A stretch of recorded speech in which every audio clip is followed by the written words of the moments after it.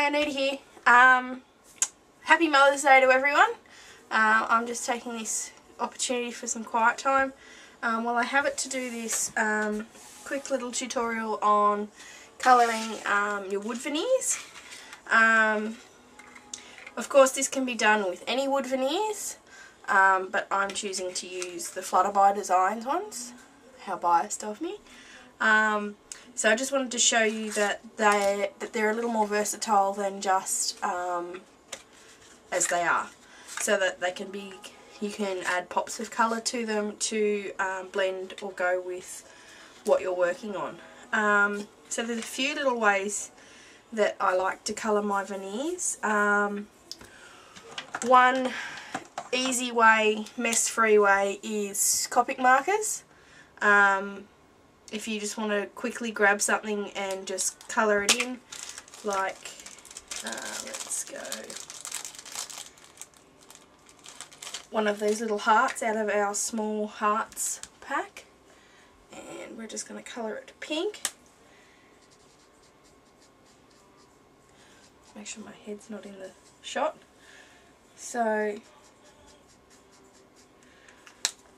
it's a quick and easy way to colour that in, like I said, so that's pretty self-explanatory, those ones.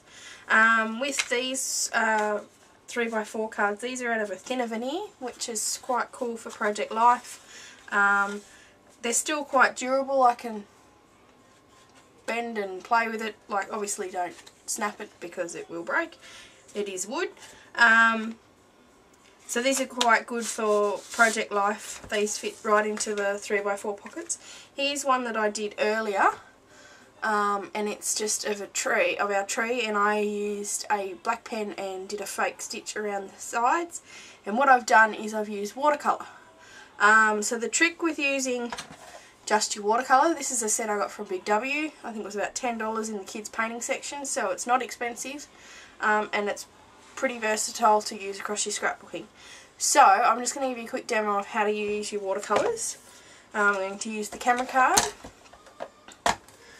So I just need to get a pencil. The trick with using the watercolours is to get your colour quite loose and manageable, but not too watery. You don't really want to saturate it too much. So I'm going to use yellow, just for the sake of it looked pretty inviting.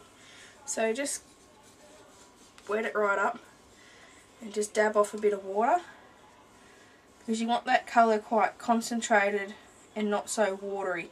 You're not trying to achieve a watercolour effect with these, you're just trying to get the pigment across.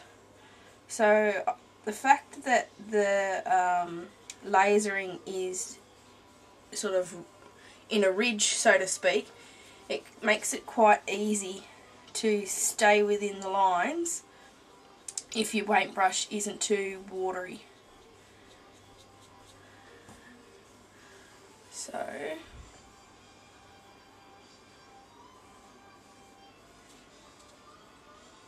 keep going. And if you get a little bit in on the etching, just wash your brush off and get water, just make it all water, and just dab it back in that hole, and that'll pick the colour out, leaving it how it was. It'll dry off with no colour in it. So you don't have to be, and we've just put it back in there. Well done, Anita.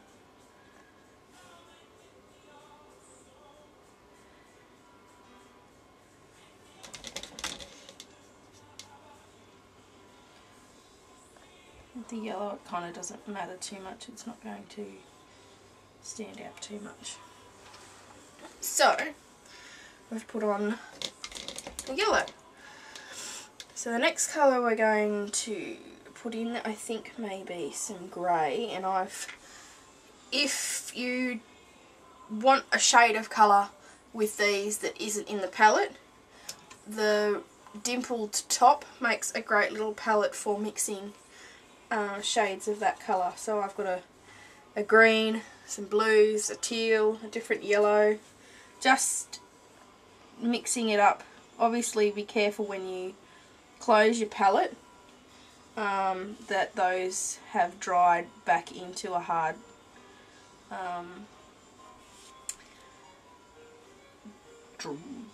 bit. Sorry, it's early. Otherwise they will just run as water into your other colours and make a bit of a mess. So, add a bit of grey. I don't mind that, so I might put a bit more up here.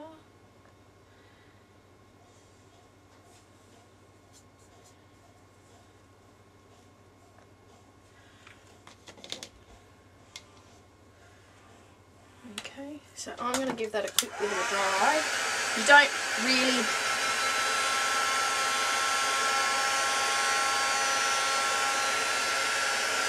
really have to dry it with a heat gun. It will dry pretty quick on its own. It's just the fact that I wanted to show you something else. But I would recommend making sure it's dry before you slip it in your pocket. So another cool way to colour in these would be, excuse me for reaching over,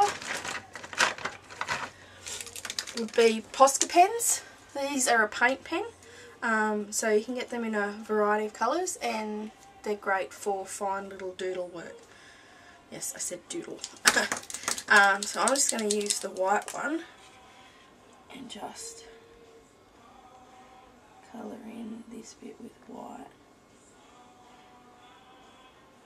I'm not aiming to colour the whole card, just add in pops of colour, so to speak, to enhance some detail. So that bit there was quite fine, and it was quite easy with the small tip on the Posca pen to add something to that. So what else could we do? I think I might leave that as it is. So that's quite effective, and if you've seen any of my other lights, that bright yellow is going to go with pretty much everything that I make. So yeah, so that's quick and easy way to colour these and make cute little embellishments that you can't actually buy on the bigger manufactured sites. Another cool one that I've got, you could do the same, it'll look cool with the cityscape. Colouring all the buildings a different colour, it would pop quite a lot, or even paint the whole border. This one here is our scallop frame, and it's got some detailing in the frame which you could easily colour. I'm going to show you something a bit different, and I'm going to use some, where is it? I'm going to use some Distress Stain. I'm not going to splat it or anything like that. I'm going to just take the top off and dab my paintbrush on the top.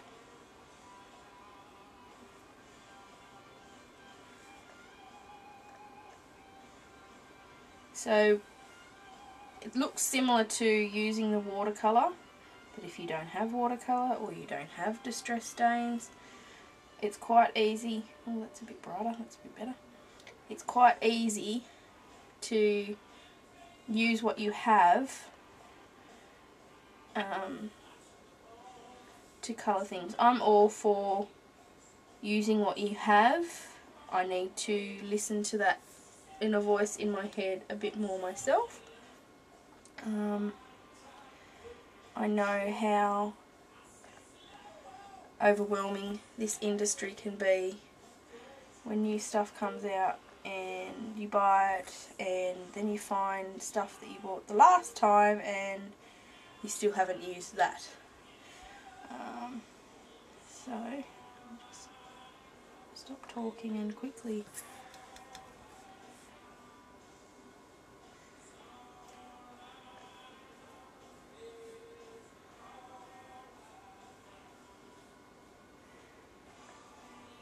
So I'll just leave that bit. I'll finish that off later.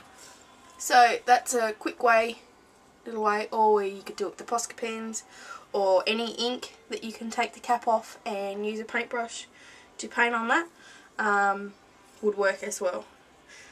So that principle works across any veneer, any wood, because it is a I've lost the word. It will absorb the water. So the next one I'm going to do is using our little feather, and Charmaine, who guest DT'd for us, had done this on her layout, and I just wanted to touch base and show you how she would have done it. So not saying that she used Posca markers, but I'm just going to use some Posca markers and colour in. Hang on, let me just zoom in so you can see.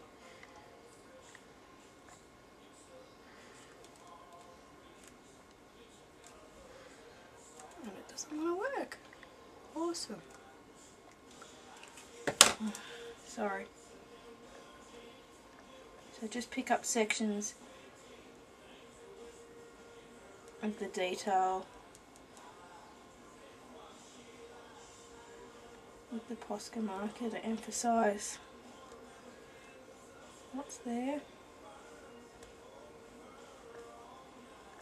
You feel like a kid colouring in with all these bits and pieces. It's quite fun some days. It's great stress relief.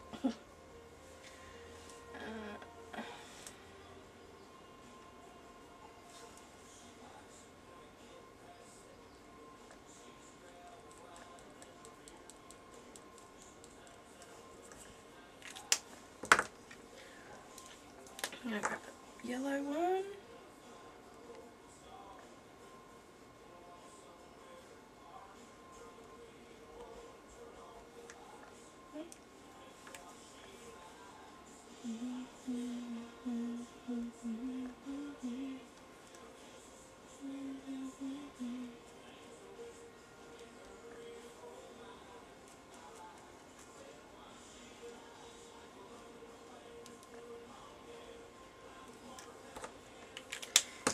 You don't have to colour all of it in.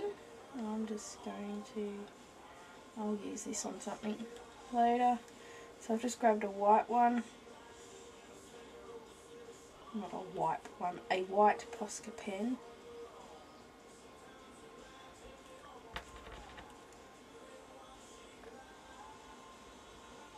And these pens are great too for writing on photos. This is what I do all my doodling on my layouts with, and journaling. They're pretty good. They do need a little minute, like a little couple of seconds to dry on your photo, just so they don't smudge.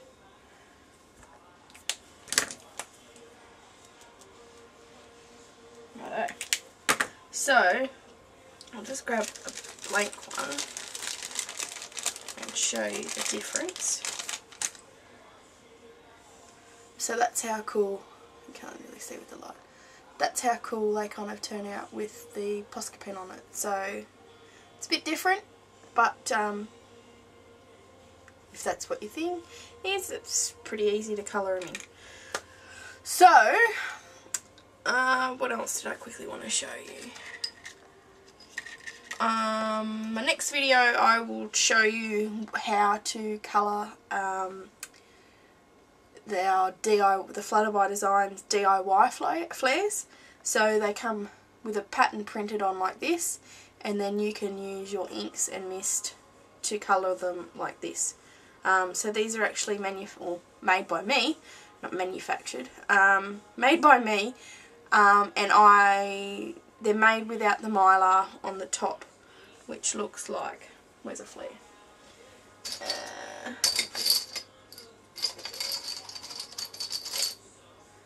So they're made without the glossy coating on it, so that they can be coloured. So yeah, pop back later and I'll have this video up too. Thanks for watching.